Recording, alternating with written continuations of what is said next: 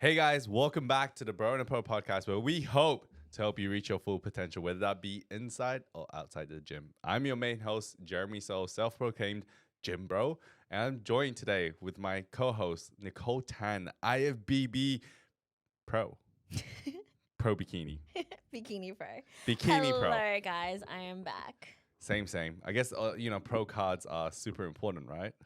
Of course they are. Is it as good as getting a PhD? I mean, when you get your PhD, you're in a class with like everyone else that's also getting their PhD. Whereas like when you win your pro card, you're like the only person winning your pro card like on stage. So I think like the experience is like different. Fair call. That is a very crazy question. That is a you crazy question. opened up with. And, it just kind of brings me to the idea. So I was thinking the other day, I had someone to come up and talk to me about Being a pro. not being a pro, but like how you have to look the part, being a PT, being in the fitness industry, that you got to practice what you preach. But do you really have to? See, it's a really tough one. Like I know some guys who have created great businesses and have, do an amazing job coaching clients, and they may not necessarily be the biggest individual, and, or like train the hardest, but they know their concepts very, very well. Like they're very, very educated, or they might be on the other side of the spectrum that they may not look the part, but they actually know a lot. I think it has to be a half-half because I don't mind. So if someone used to be at their prime ages ago and then now they're like, I'm just going to move to coaching, so I don't train that often and like I don't track my macros anymore. But back in the day I did, or like back in the day, like, I was heavy and then I lost a lot of weight. Like they've done it before, they felt it. Or like if it's a comp prep coach that they have competed before at least a couple of times, they don't have to be a pro. Like I really don't think that you need to be a pro to be a coach. If anything, I think it's better to not be a pro to be a coach, not an active pro anyways, because, we'll have limited amount of like capacity, of course. So people, obviously the big coaches with big teams, obviously they don't have time to like be a pro or like train like a pro or things like that. And most of them, I think, just kind of are too busy to look after themselves. I mean, you are all business first, and you are like competing journey, especially if you've got a massive team. But it does really make me think about like the idea that, at the end of the day, we shouldn't judge other people for what their brand is about, right? Like, I feel like it's really dumb to do that because I'm like, why? Like, what do you get out of saying, oh, that person isn't fit to be a PT? Like, in what way do you think that? Like, you don't know their personal journey. You don't know what they've gone through to get there, what they had to overcome, their failures, their successes, whatever it is, right? And at the end of the day, the consumers are the ones deciding who they want to buy off, So like if they have clients, great for them. I'm happy for them because that's their clients have chosen them, and that's great. But you shouldn't sit on the outside and like, oh, you shouldn't choose that coach. You should pick me instead of him.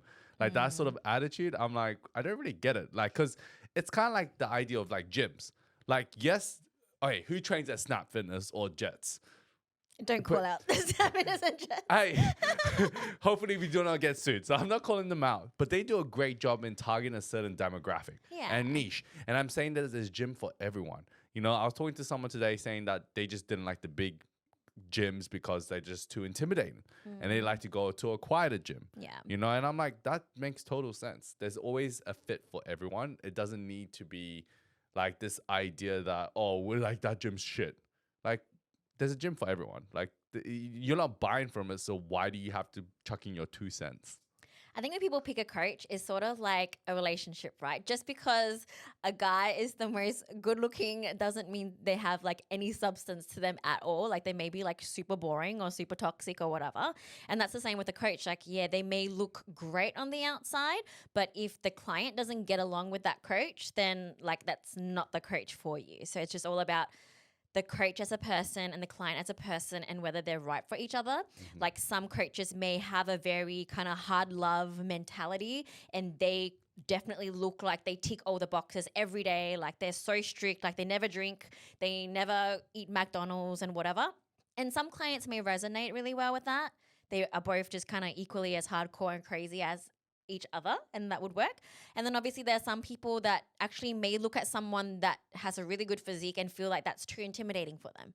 Like maybe they prefer someone with not that great of a physique. I don't know. But it's just like whatever suits the person, right? Just pick someone that you feel can guide you in the right direction, that you feel comfortable with, that you can open up to, and that you can like communicate well with, I think. And don't be a keyboard warrior. I guess Are you talking about someone? No, I'm not talking about that. Like, not talking about an individual. I'm just talking about like, having your 2 cents about anything. Yeah. Like, you shouldn't judge anyone based on it. Like, there's a coach for everyone. Yeah, and there's a like, coach there's for no need to be everyone. like this superiority complex of, oh yeah, I'm better than these people, so like I should be taking their clients. Like, that makes no freaking just because sense. you have a six pack doesn't mean you should get all the clients. Exactly.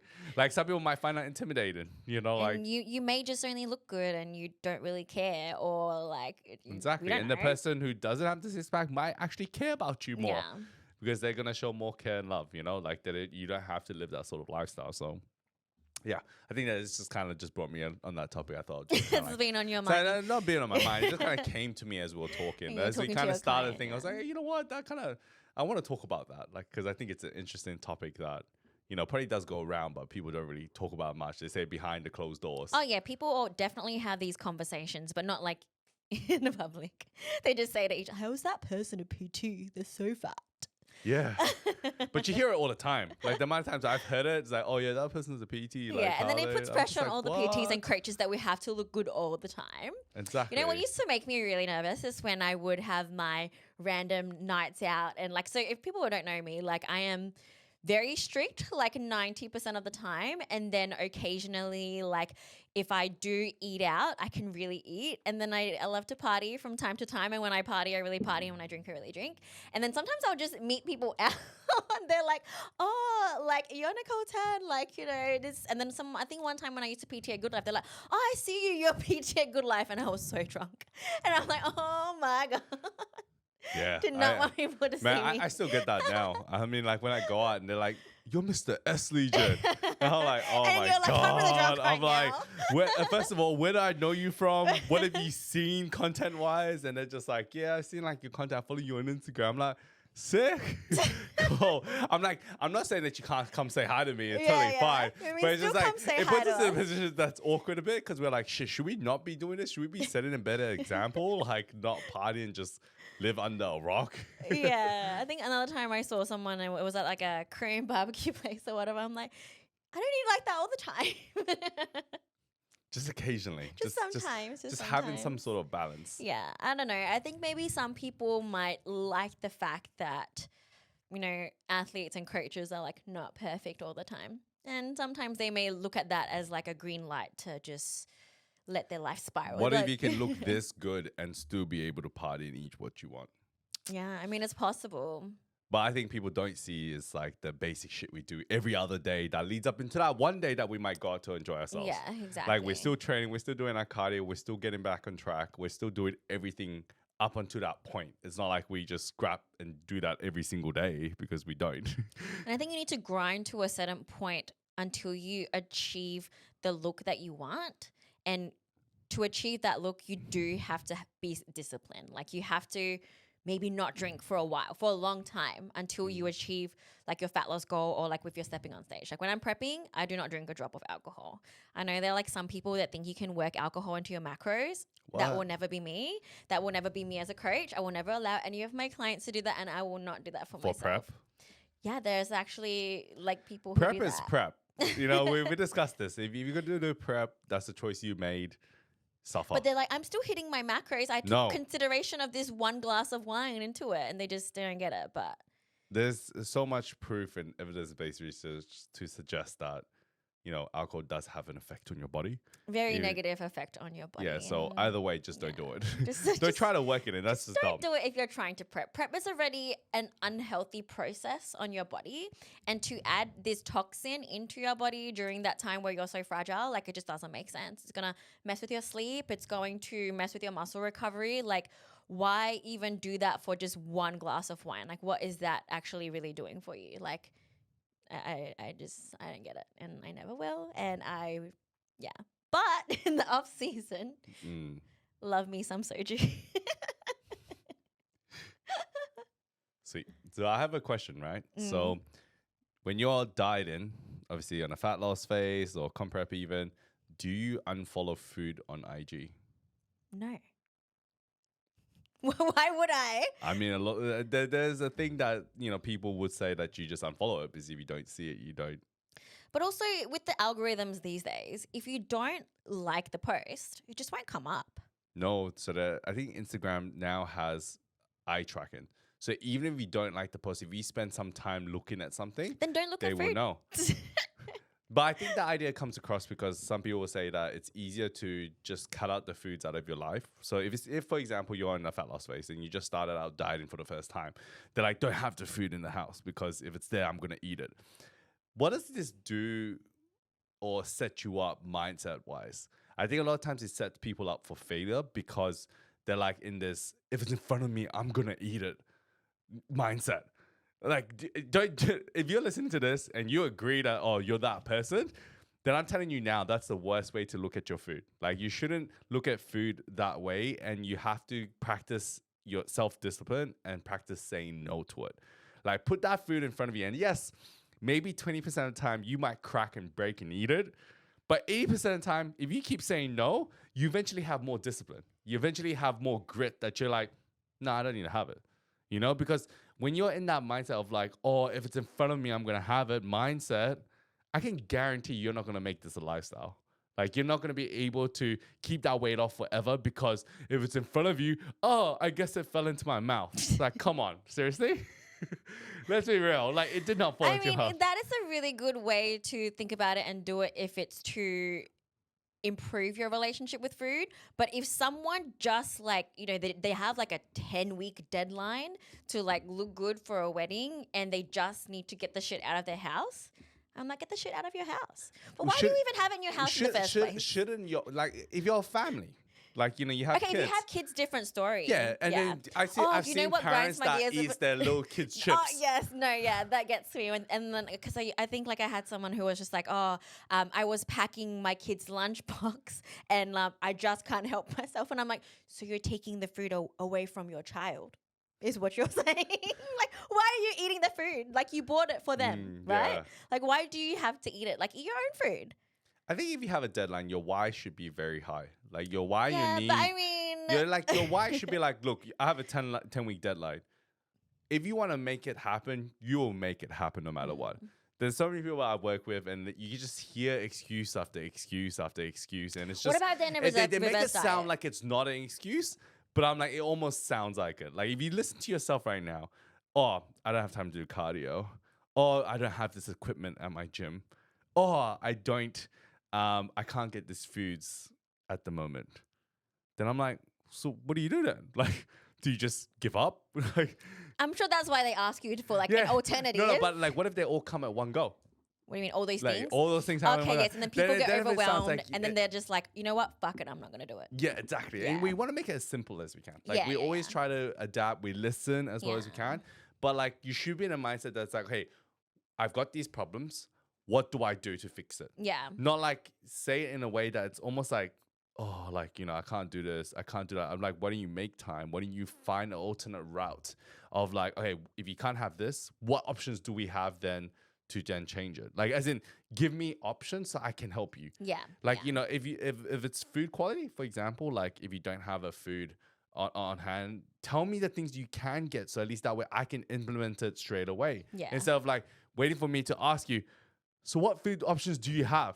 Like, it's almost like you're not really setting yourself, you're not really trying your best. Okay, your equipment, you don't have equipment on hand. Okay, cool.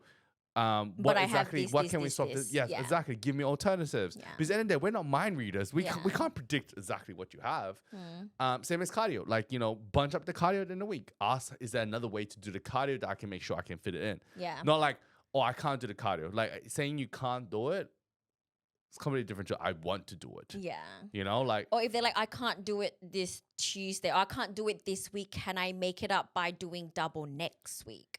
Like, so show that, you are trying to find a solution and not just like saying you can't as an excuse, I think is what you're trying to get at, right? Yeah, probably along those lines. I feel like it's just a very common thing. It's very common that, like, at the end of the day, we're here to help. As coaches, we listen to our clients' needs and what they need help with. But sometimes you've got to think for yourself and put yourself in the driver's seat, because that's the majority of what we do.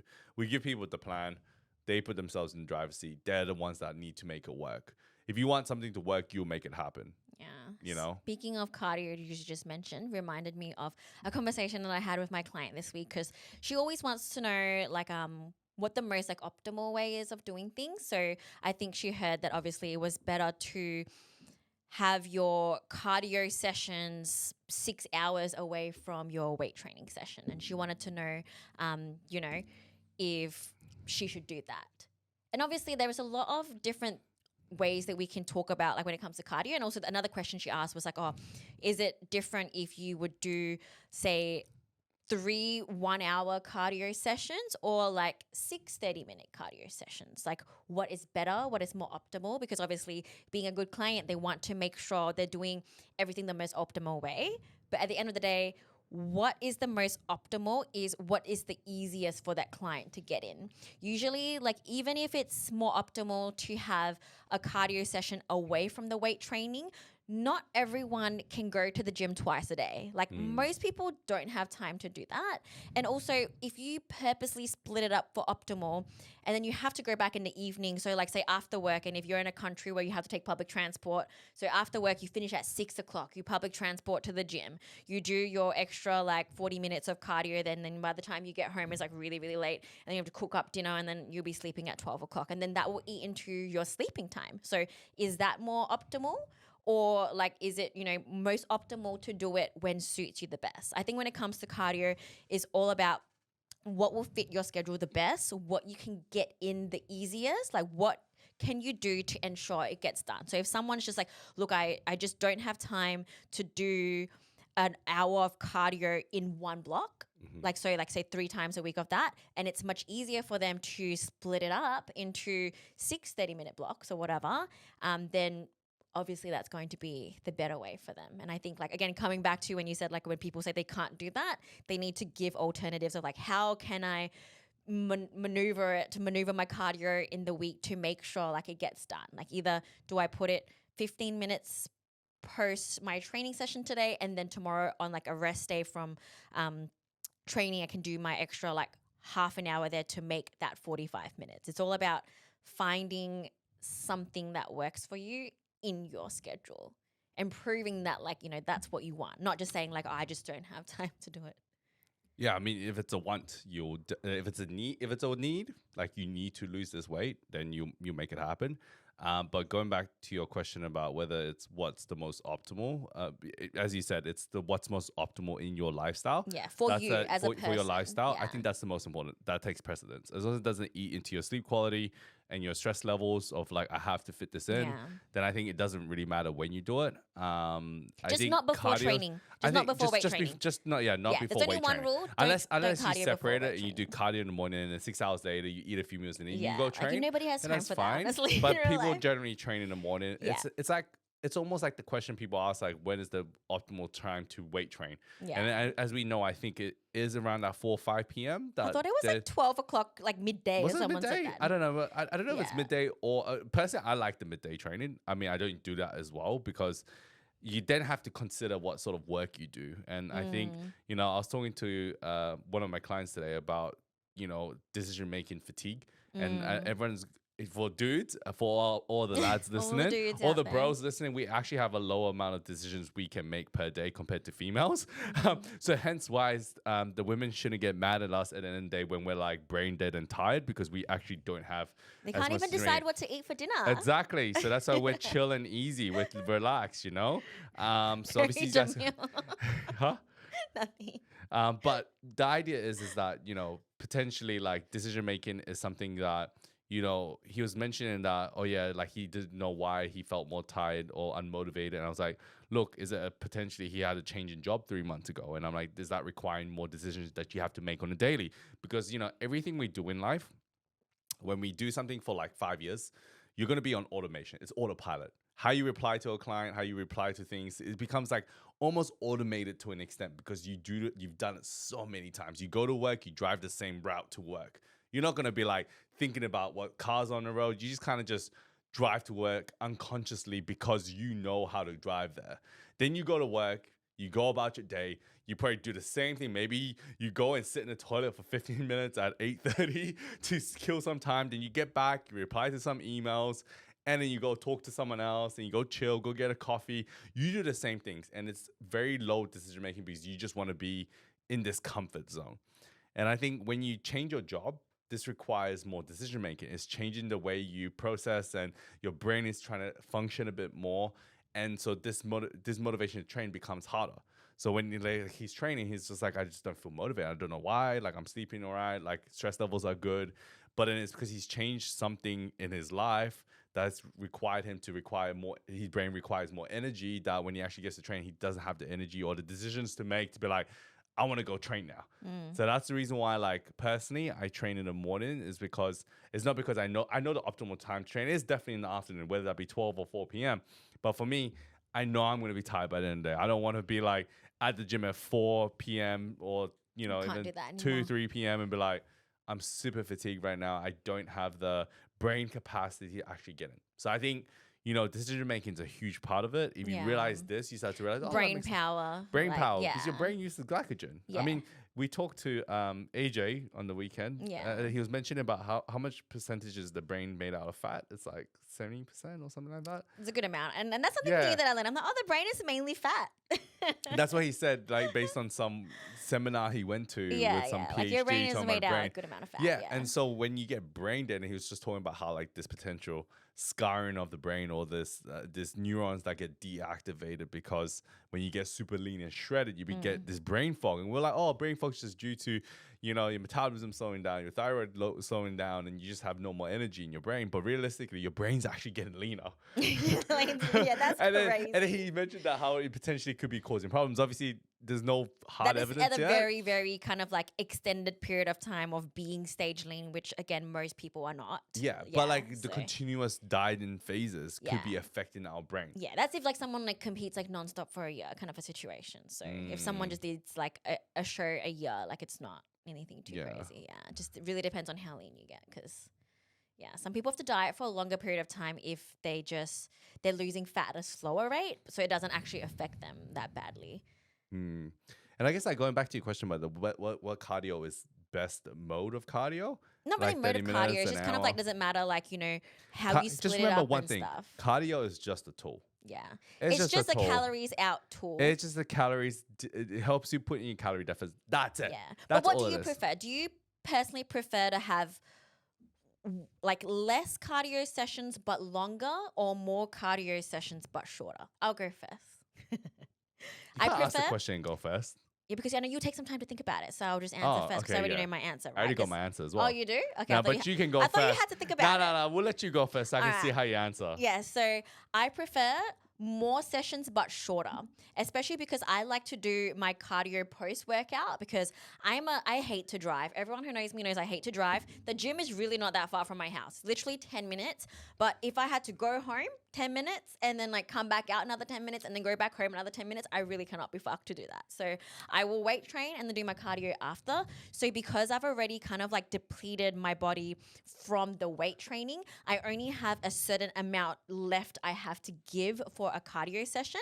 I also believe in like the energy balance for the day. So because I have to grow a lot of muscle, for me personally, compared to most other people, like growth is still my number one thing, and muscle retention, despite if I do cardio or am in a deficit or not. I feel like in that day, if I did too much cardio on like that same weight training day, it'll take away from my recovery of that particular muscle group I just trained. So if I spread out my cardio so that I evenly burn like similar amounts like most of the day, so one day is not like extra burn than the other, then I won't really be taking away too much nutrients from a specific muscle group. Yeah. Very detailed. It's just my theory. Very, very specific. I think like for my point of view is just I rather do it in shorter blocks. Yeah, very, very simple. I mean the answer was pretty straightforward. I mean like if I was gonna do an hour cardio one day, now I'd rather just do 20 minutes at a time. It's just easier. Mentally, like I feel like it's better on the body. Like getting into cardio, doing an hour. I would assume that you're doing an hour separately, right? Like as in from weight training. Or you mean like No. straight after weight training? Yeah, like straight after. Because some Yeah, people do that. I'd rather I mean, I do that at the peak of my Oh prep, yeah, obviously. peak of when prep. I'm prepping. Yeah. I'll do that. Yeah, I'll do an hour cardio, whatever I have to. If I do an hour and a half and I've done it an hour and a half before, Yeah. I'll freaking do it. Yeah, yeah. But in the cases that it's 20 minutes, like I'd rather do just the 20 minutes post workout and just slowly build up from there. Yeah. Like if it becomes 25 minutes, 30 minutes, 35, and eventually gets to an hour, I'll just do that. Yeah. Like I'll do whatever it takes. I mean, like if that is the case, yeah. Yeah. All right, sweet. So I guess I want to talk about, people changing programs. And most of the time, do you think the programs suck or is it the person performing the program that sucks? Wait, I need more context. Like, how long have they been on the program? Why do they say they want to change? Are they bored or they feel like they've plateaued or what is the reason? Yeah, I think they just plateaued. What do they mean by plateaued? They're as not well? getting stronger. Train harder. I mean, that solves all problems. I mean, I was telling this to Paulie Vu, and he was just like talking about like, why are you not getting stronger? Have you tried and failed though? Like that, I need to know these things, So, like, if they're really actually hitting failure at the exact same rep every single week, I find that very, very hard to believe. I don't think I've ever encountered that in my whole life. If you actually hit failure, because sometimes if you hit failure too often, actually you start to regress. Because I've done that myself. Yeah, no, I mean, like when I hit my bench and stuff, like I definitely feel like I regress sometimes. Yeah, Or I it's just stay the normal, same, and then like anything can affect it. Like especially those top heavy sets. Sometimes if I have shit sleep, shit water intake, it's more not enough likely you fuel. regress than that plateau. I guess it's like people always think that this new program they start is To always shock so the good. muscle? Like it's almost like they started one program, they signed up to a new program, and they all of a sudden got massive gains. And I'm like, how do you know it's not just from consistent training? Like, I mean, if you're going from your first 5 years of training, How are they measuring this progress is what I want to know. Like, how do they know they all of a sudden got massive I don't gains? know, Like, maybe like did it- visual changes. It could be visual, it could be strength changes. It's too hard to say. Yeah, it's like, hard to say. It's like, this idea of periodization that we can actually calculate, like, powerlifters do this a lot. Obviously, respect all powerlifters out there, freaking hard, but like they strategically plan it in such a way. But, some weeks are going to be bad weeks and you're not going to hit any of those numbers. So like, it's not always the case, especially in bodybuilding where everyone wants to train to failure. I think the problem is that everyone always wants to train to failure. And sometimes it's not always required too. Yeah, I know I'm someone that always talks about like, training really hard and stuff. But yeah, like it's actually not good to hit failure on every single exercise every single week. Because like I said, you will regress. And I've seen it myself. Like you keep hitting failure and then at one, like you just all of a sudden just get weaker. Like you actually won't be able to hit that same weight with the same amount of reps anymore. Like you'll actually start to go backwards. And that's how you know you've kind of reached your limit. And that's a good place to be as well. You kind of know. But that's only if you're like super advanced. Yeah. So it doesn't happen to a lot of people. If you can hit failure without set intensifiers, then you're actually like training hard. Because training hard and adding set intensifiers doesn't mean you're training hard. You're just finishing off extra reps that you could have done in those sets. Like I think a lot of times people put like, oh, I'll just do drop sets. Or I'll just like do like, extra like rest pause sets or whatever it is as set intensifier. And I'm like, well, is that really going to failure like in your working sets? It's not really, like realistically. Like real failure is that you just barely hit the last rep. When I say failure, it's definitely not like, not intensify. Like fail means like your top set, like you failed. Like I'm sure everyone who's like watched my stories, like you've seen me fail. Like when I fail, like I really fail. Like you can't lock the arm out anymore. Like you're trying and you're like literally grinding it out and it's just not happening. Yes. And I think that also, it's interesting because some people would then start to play the scenario in their head because we teach people how to hit failure. It's like, velocity of rep slows down. You're really grinding those reps out. The last rep feels like death, but I almost feel like sometimes some people just play that scenario in their head and they make the last rep harder than it actually is.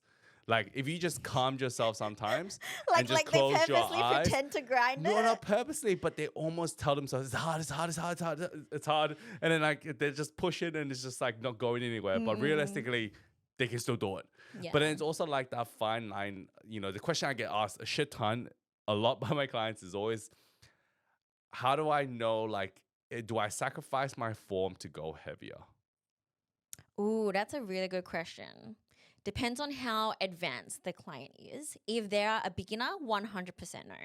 If they are intermediate, yes, if it's like the second half of your program. So like you're running a 12-week block, I run 12. So if it's in the last 6 weeks, sure, form can get a little bit sloppy because the first 6 weeks you were perfect. If you are Let me just say quickly, advanced, just let me break that down. That sloppy means only the last few reps. yeah, not from the beginning, not from the yeah, but beginning. you said sloppy, it almost sounded like you said, obviously, I know that's not what you Yeah, meant. no, But I no. don't want people to take out of context that, oh, so last week I can just make everything stop. No. No. It means the last 1 or 2 reps can be like sloppy being 100% being perfect, 80%, that's it. 20% dip in form, that's Yeah, it. yeah. Not a 50% dip Not in form. even dip in form, but maybe using a little bit more momentum than you usually would or Yes, stuff like that. yeah, Usually when I yeah. say sloppy, I mean using momentum because I'm a big fan of control, like Mm. controlled, crispy, like nice looking reps. Mm-hmm. Usually the swinging and using a bit of more velocity and stuff like that, I'm not usually a fan of. However, I myself now being much more advanced, sometimes I do train a little bit more like that in order to get a couple more reps than I would have. However, it's only because regardless of my sloppy form, I still feel really good mind muscle connection in those muscles. And I think this is where when people see the very advanced bodybuilders and they definitely like, kind of swing around a little bit more and all that kind of stuff as someone who's like rowing and just like kind of ripping it and stuff like that. And the way they do it, it's totally different from like when a beginner does it, because I think like someone who's super advanced and like I said, those like big bodybuilders people see on YouTube and stuff like that, they can feel it so well, even though it doesn't look like it's the most textbook perfect form. And I think that's the most important thing when it comes to like letting your form not be 100%. And I think the other thing is that those big bodybuilders have a shit ton of muscle. Yeah, So they can as in feel like it, their like- muscles will look different when they're doing the movement. Yeah, So like yeah. their bodies rock because it's more noticeable on their massive full muscles. Yeah, their big frame. Their big frame. Obviously, if you're like nowhere close to them and you're rocking the same as them, I'm like, what are you rocking? There's no muscle that you're rocking. Yeah. To be fair. So I think like obviously, yes, they have great mind muscle connection. So like Yeah. even though you may think that they're just using momentum, they're not. They're not Yeah. actually like They they're using can feel momentum every single just contraction, to yeah. make sure they hit those really stimulating reps that they need to hit. Yeah. But yeah, no, it's a very fine line. But I think like even as a beginner, I still think like to an extent, like going to failure is good if you do it safely. Like, safely is the most important part. And if you do it towards the very end of a rep, like I think it's just about pain tolerance thing. There's no levels of this because you could be an advanced person and still train not that hard. No, you know? I thought you meant like the question was whether like, it's okay for your form to get a bit sloppy in order to like. Yeah, lift more form. Yeah. Yeah, and then you brought up the idea of beginners, intermediate, and advanced. Yeah. And I didn't really think there's a level of that because I think like most beginners, intermediate, advanced, like you could be intermediate or advanced and still not train very hard. Like Yeah, you but, could, but you I have think your good- form should still be number one if you're a beginner. Like always prioritize. But then what if you're form. intermediate? You've been training for like 10 years, and you have pretty good form and technique. Still could not be training I hard think if enough. you train for 10 years, you're not intermediate, you're advanced. Okay, well, like even advanced Yeah, people can advanced, I still said train. yeah, They go- have 15 years of experience. They Yeah. train semi-hard, but then my muscle connection isn't there. So like, yes, you're training hard, but you're still not hitting the right intensity level. You still have to make sure you hit all the right variables of what you need to hit, which I think is important. So yeah, it's just kind of like a question that we get asked a lot. But Good question. yeah, just towards the end, I think it'll be good.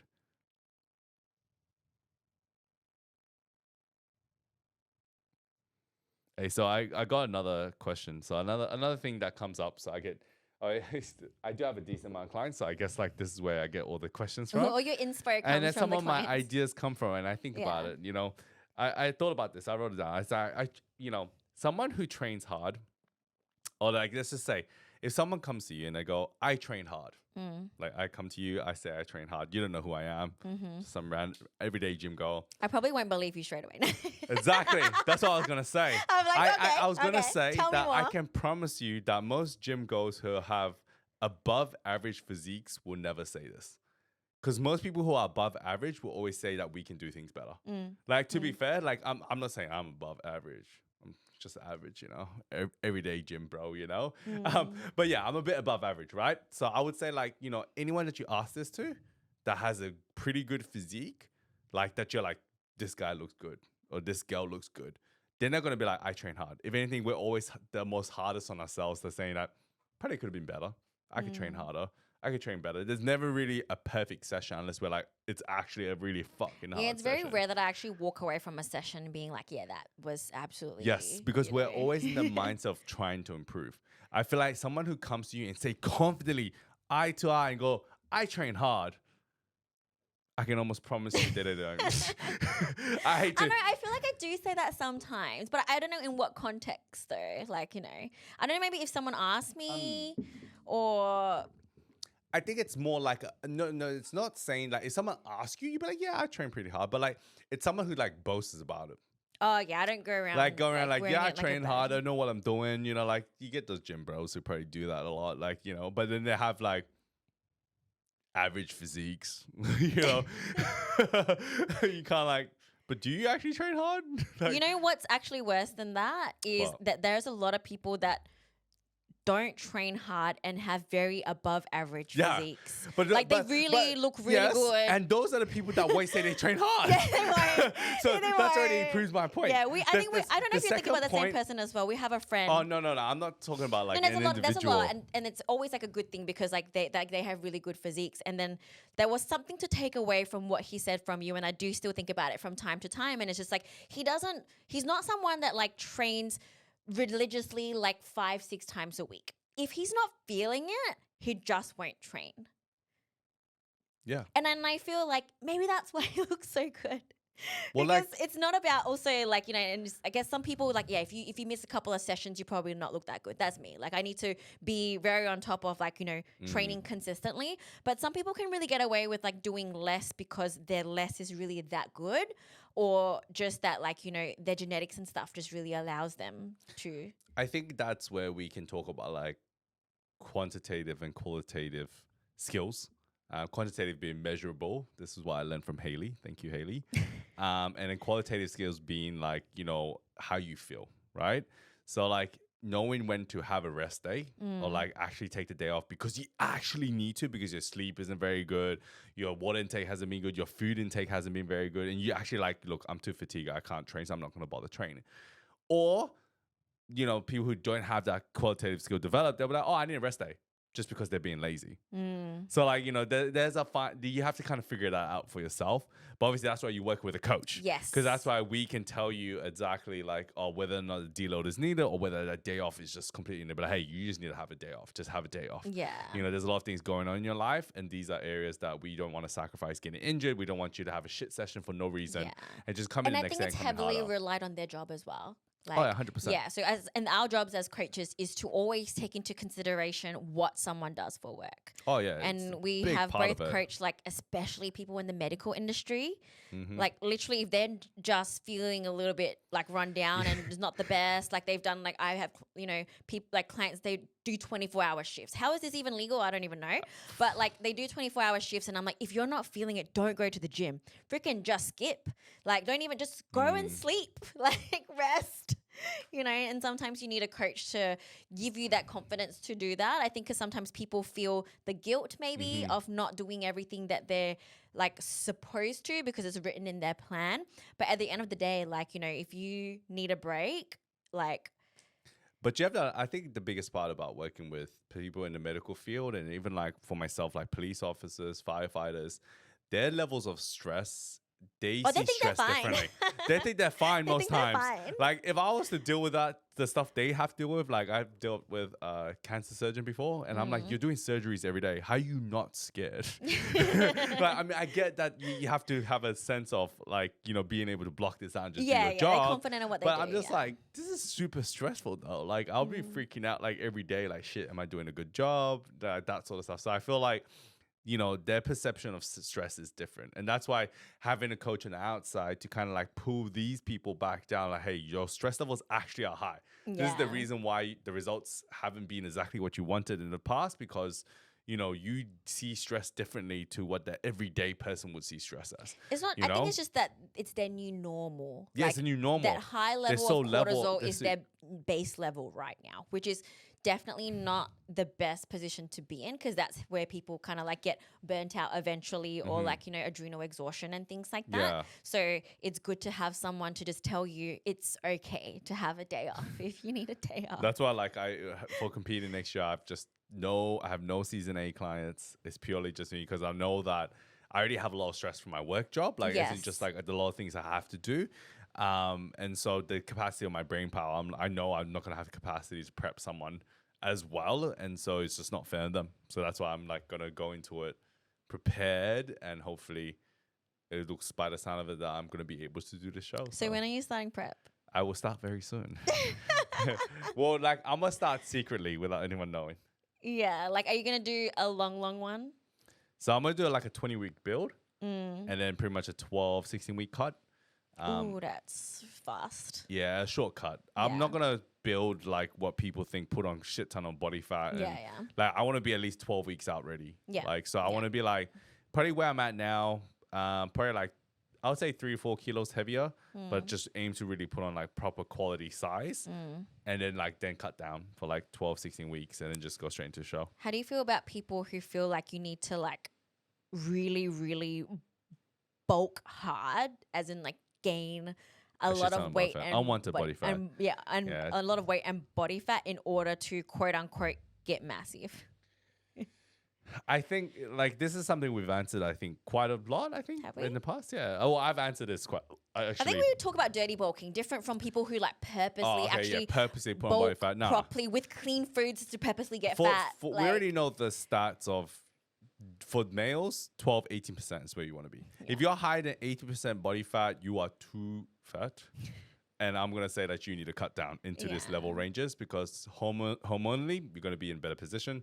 It'd be less insulin resistant, but not only that, like you're in a position where your appetite's good, and obviously you're not like super full and dreading food and hating eating food and stuff like that. So I feel like, if your training is good, if your strength is going up and your recovery is good, you're sleeping fine, you're not food focused, your appetite's in a good spot, your satiety's in a good spot, then I think you don't need to push food that high. Like, I personally just don't have a big satiety anyways, and I'm pretty good with hunger anyway. So like for me, Jeremy never gets hungry. yeah, so I can literally diet on fucking low calories, but then eating wise, for me, like a surplus for some, it's just like maintenance. Like for me, if I eat maintenance, I feel good. Yeah. Like I'll get a good pump, I'll get a good energy, I'll get good performance in the gym. Won't feel like overweight or anything like that. Not food focused, like in a good spot. I think girls get in their head about that a lot. Like, see, like Jeremy just mentioned that like he understands that his body, what is a surplus for him may not seem like a lot of food for other people. Whereas I think 100%. girls, they almost want to wear a badge of honor to say like how high their food can get in the off 500 season. carbs per day. And I don't know why does that matter so much? Some people may actually need that much. But if for you, like if say like, 2,000 calories is your surplus during that time, then like why do you feel upset about it? It's like what I never really understand. They're comparing to other people. Yeah, like, this yeah. person's eating this much food, and I'm like, yeah, but they're like an ectomorph, and Yeah, they yeah. can digest food really freaking well. Your body doesn't digest food very well. It doesn't mean that you should eat that much. It doesn't matter, because at the end of the day, isn't your goal just to be the best possible version of yourself, or like reach your potential? So like Yeah. corny as it sounds, that's the truth of it. Like if you can get results not eating that much food. Why would you do that? It costs more money anyways. Exactly. Like, So if you can, it's like going out to drink. Would you It's a rather waste be? of Would you rather money. be a Cadbury or would you rather be? I don't know what's the opposite of a Cadbury. like a that strong drinker. a strong drinker? I'd Then rather that be a means you Cadbury. spend more money on Straight- alcohol. Yeah, exactly. They What spend is- more money on alcohol, you know, and I don't get shit's it. expensive now. So yeah, like, that's you know, why like I never really got the other side of it. Like I guess they're just people that maybe don't have the best relationship with food or like a true food focus. But now, ever since being in a surplus for a while, so basically like when I was leaner, my surplus was higher. Like when I was leaner, I could and needed to eat more food, but also my digestion and satiety levels allowed me to. It made me hungry enough to have to eat that higher amount of food.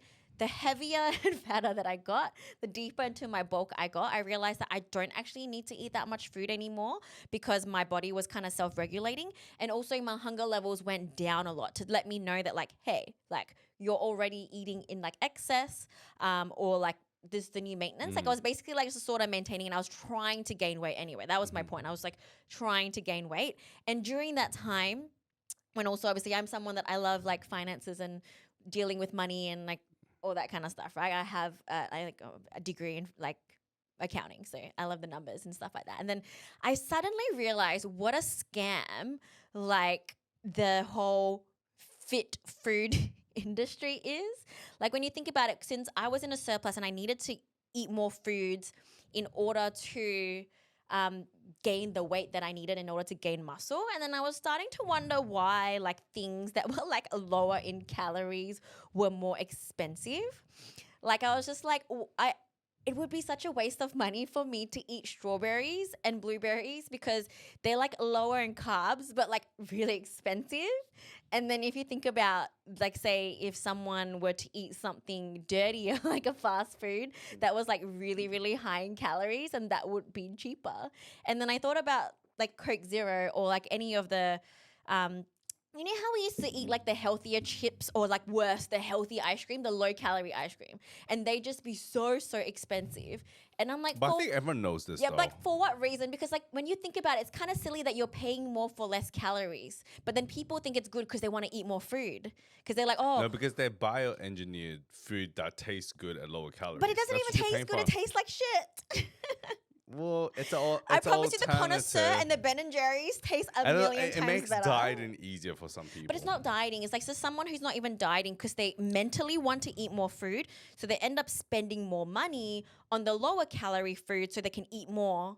And then Oh no, like quality of food is important, especially in a building phase. You can't think you're gonna eat these fun foods. Like have some fun foods, but like you're not gonna eat all fun foods because it's virtually impossible. It's gonna cost you an arm and leg. But if you have the money to spend it, go ahead. No one's gonna stop you. yeah. But if you tell us, oh, it's a bit expensive, we'll be like, whoa, yeah, go eat rice and, and some I don't potatoes. think things like Halo Top and Yeah. stuff are actually healthy for you, like with all the artificial sweeteners I mean, and things we like could that. talk about how holistic things can be, and that's safe for a different podcast because we can talk about pesticides and all that stuff. We don't need to talk about pesticides. I'm just saying like the money aspect of when you think about it as like Yeah, but someone who's we just can though. You know what? I mean, like you can say that strawberries are riddled with pesticides, and Yeah, they're probably most known for pesticides. and it's like So I what buy should you organic have it? strawberries, so they're even more expensive. Exactly. So like realistically, we can't do anything about it. Yeah, Like, yeah. but so it's just, that's just how messed up the world was. And then you are the one who actually the brought world this is up. still messed up. No, you're the one who brought it up that like if there were actually no processed food in the world, like people might probably starve.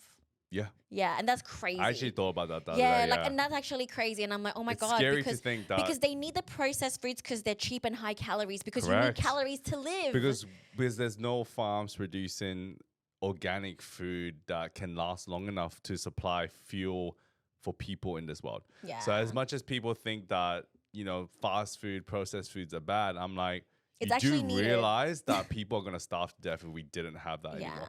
But who can we blame for this? yeah, like that. I mean, it's just it's like I a mean, never-ending the cycle. government has created it, and it's I don't know if it's consumerism that like has caused this trend that like there's more population, we don't have enough resources resources to feed the world. Yeah. So what happens? They have to now 3D print meat. So prep is a privilege, guys. It's kind of scary actually when you think about it. So if you are in a position to eat, if you can food even diet, and if you can even think of like dieting and eating clean, if that is even an option for you, you are like you should be so grateful that you can even do that. Because Exactly. for some people, instant noodles is all they can afford for the day. And it's great because it's like 500-600 calories. I mean, instant noodles taste and pretty it good. tastes freaking amazing. But it's made of wax. and and it's like kettle wax. $1 a packet, I think, if you buy the big packets. Exactly, yeah. So you can feed yourself with like 500 calories for $1. So, I mean, for people who don't have, you know, a lot of money in like the other countries and stuff, this is really like their only option. So Like, eating meat is not common. People are like, oh, just eat more meat in an Asian country. And I'm like, you do It's realize crazy that it's full of expensive. carbs and it's crazy expensive there Yeah. compared to what it is here. Like the opportunity and that we are able to eat meat is like we should be super grateful for. Yeah, exactly. So if you're in a position to diet, just be grateful. Sweet. So should we wrap it up there? Like how long has Yeah. it been? I actually don't know. 51 minutes. We can play a quick game before we end. All right, let's play a quick game. Okay. So I prepared a quick game. It's just quick fire, overrated or underrated. So I'm going to give you a few, I guess, topics, and you just have to be like overrated or underrated. You can give a quick explanation, but not too long because I know you like to Okay. babble. All right. Overrated or underrated? Squats. Underrated. Yeah, I think it's underrated too. Overrated or underrated? Keto.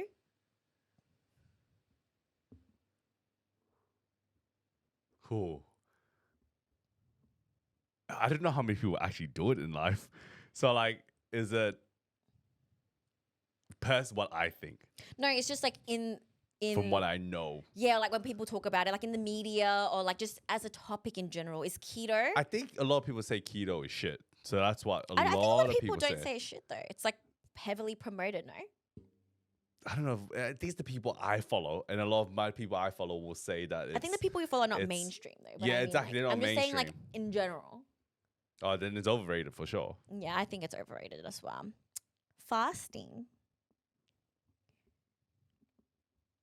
Yeah, probably overrated as well. Overrated, yes. Mm. Drop sets.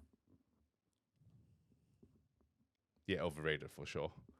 Mm, yeah, I think it is overrated as well. Yeah, because a lot of people talk about set intensifiers, and Yeah, it's so yeah. common for people to be like, I drop sets. They in think my drop sets set." are cool. It's a And new I'm cool like, thing to do. It's the you trend. know, why don't you train harder in your working sets and you won't need to drop sets? I mean, I love drop setting, not gonna lie. Drop sets are great. I I'm freaking not love saying it. it's stupid, Yeah. but I just feel like people is rely on overrated, it though. too much that Yes, yeah. their working sets are so shit because they're just like, oh, I'm just going to drop set at the end anyways. Yeah. And I'm like, why don't you make your working sets really good Yeah. and freaking painful? That Yeah. drop set, it's going to hurt even more. Exactly. I'm like, make it all hard, make it all hurt. Yeah. But yeah, definitely overrated. I think people need to get to the basics first. All right, this is my favorite. Body fat calipers. Overrated or underrated? I think overrated. I think it's so overrated. Yeah. Do you want to go into detail as to I think, why? I think you should go into it because you sound like you were waiting for this one. No, this is just my favorite one because it just always like blows my mind. I'm like, why should your happiness ever be tied to someone literally pinching your skin and then telling you what your body fat percentage is? It doesn't matter whether your lifestyle, it doesn't matter where you're going on stage. If your like skin caliper folds are like small but you're still looking like not lean enough for stage, then buddy, you still need to diet. I don't care what your skin folds say. Like, it doesn't really matter. I think it's a step that helps people along the process because sometimes. But it might really mess with them let's mentally. say in the first 4 weeks of dieting, you know, like you might not see much weight loss, maybe 2 kilos. You might not see many physical changes, but when you do the body fat changes, they're obviously due to human error. To be fair, they might be still off, but like total meals could still come down all around. But then so we do like, measurements. So wouldn't the measurements come down? maybe, yeah. Why most would likely. the measurements not come down, but the body fat, like skin folds, came down? I think it's more accurate reading than measurements, but like they're both all great measurements. I mean, they're all measurements at the end of the day. And also, like all the top online coaches, like in the US and stuff, what they believe is that our jobs as coaches, we should be able to see in a photo and like in real life if someone has gotten leaner without needing to rely on like freaking pinching them and shit.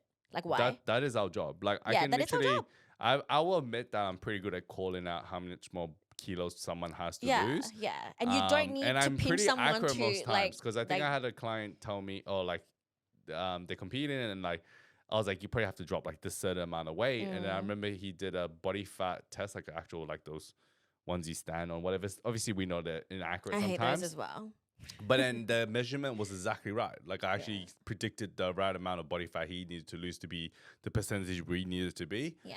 So like, yeah, that just comes from experience. Just like Yeah. watching a lot to know how deep someone has to go to actually get the results. Obviously, you know, get to where they need to be. So I think Yeah. visual change is the most important. Yeah, and for And then, lifestyle you know, especially, as like a coach, we all should have the ability to visual change. I exactly. mean, measurements don't mean shit if you like you still look like you need to lose body yeah, fat. if Your goal is to earn abs, isn't your goal to see the abs? yeah, Why to doesn't see matter the what abs, you don't what need to if your measure body it with fat the says calipers. you're 12%, but I still can't see your You abs? can't see I'm your abs, sure you need to diet you're more, still honey. not gonna see your abs. You know, so like that doesn't change anything. So, but then I think some coaches might manipulate sometimes, you know, the measurements as well. Like What they if might they're just even clip it in the wrong lying? places. Or Exactly. like, Just what to if they like, actually just like when they clip the it's- first one, it's they're just really gonna tell hard you that's a to- little bit more than I think it is. sometimes some people have like thicker skin and it's hard to pinch Yeah, because I've done yeah. pinch tests and it's just hard. Yeah. Like I can't even predict myself. I'm like pinching. I'm like, this ain't working. And some people, like, you have tried to pinch like my leg body fat. It's impossible. Yeah. Like, just because my skin is so, like, I don't know, like, is it Just tight or tough, filled yeah, with thick, collagen? yeah. I don't know. Full Like, of it's just collagen, something like it's a that. collagen in it. It's difficult to do. So then I think some people might Nicole's like just a little kid. yeah, okay, I have baby skin. I don't know if that's a good or bad thing. Yeah. But yeah, and then when it comes to lifestyle, I really rather my client like how they look in the mirror and how they feel in clothes than to like have to rely on like the skin folds to give them validation that they're doing good. I want them to just be able to be proud of themselves, even if it's like just nothing to do with all of this kind of stuff. It's like, oh, I got stronger today. I feel more energized. I'm sleeping better. I'm happier. And then if the skin folds don't say the same, or why should you be depressed about that? Like that's just one extra thing and one extra negativity in your life that you don't need as like a lifestyle client. Like why should you want to like kind of worry about like your skin folds? It just really makes no sense at Even all. like body fat tests, you know, I never did them for comp. Yeah, like I actually don't know my body fat percentage just ever. did photos, or my coaches back then would just see me in person. Yeah, they just look at you. If you're not lean enough, you're not lean enough. They That don't was need it. to pinch you We with the weighed body fat myself calipers daily. today. We didn't even track that, honestly. Which is be like, what was your weight today? Oh, okay, we need to get leaner. Yeah, exactly. Like- if you need to get leaner, you need to Actually, get now leaner. that I think about it, I think that's literally how I did my last preps. Yeah, Just it wouldn't look be at you, just. yeah. It was just it wasn't like any app, no Google sheet. I don't think it was just literally checking in person. What was your weight? That was it. You need to be leaner. Yeah, it's just old school. Did Like- you lose weight? No, and you still look fat. Okay, diet harder. Yeah, that was literally it. Now we have like averages, we have measurements, and I'm just like, come on, like if you gotta get lean, I don't know why people just don't create that grit and just do the work. Like why? Oh, if you have to do 2 hours of cardio, fucking do it. You've done it, right? I've done it. I I've done an haven't, hour and a but half, and I remember the good old days. An hour and a half after PT. You know, at night I'll be just like on a cross trainer, sweating my balls Oh, off. I tell you, when Jeremy's on the cross Oh trainer, my like he really God. goes hard on the cross trainer. Like he literally I'm pushes max 20, the intensity 24. to the max. Every like, machine, every time I do cross training, that's the only way I do it. Like even now that I'm unfit, I will do cross training. like when he's on max pushing level. the cross trainer thing, it I just really don't- looks I like just he's don't using know why his people muscles. don't do it that way. I'm like, come on, if you're like my weight, you definitely have to do max level. Nah, And I if you're push it up, heavier like, than me, 3 or 4 have to do that levels. level. If you're lighter than me by 10 kilos, you still have to be like close to that. I don't think I can even push it. Okay, yeah, for you can't. I do because like you're not level built for 4 the or some machine. But shit. anyone that's around my height, a bit shorter than me, I think like it has to be max level. It has to be max. Only Alright, max everyone, you level. heard it here. If I'm like, you gotta treat cardio like how you do weights. Like if I'm gonna do it, I'm gonna do it right. And then put your cross trainer to I'd rather max do, level. But then you rather do it at 20 minutes than have to do an hour of like a low resistance. Why? Because you're just going like this. You're just wasting time. I'd rather just like, you know, go hard, go home. You know, it's not that hard. I think we're sidetracking. Okay, Yeah. let's do a few more. more? Okay, like last one, protein timing. From what people say or what I think. That's what I What want do you think the general consensus is?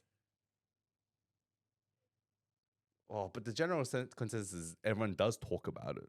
Okay, so then that's what it is. So yeah. So is that overrated or underrated? Do you think it's overrated that so many people talk about it?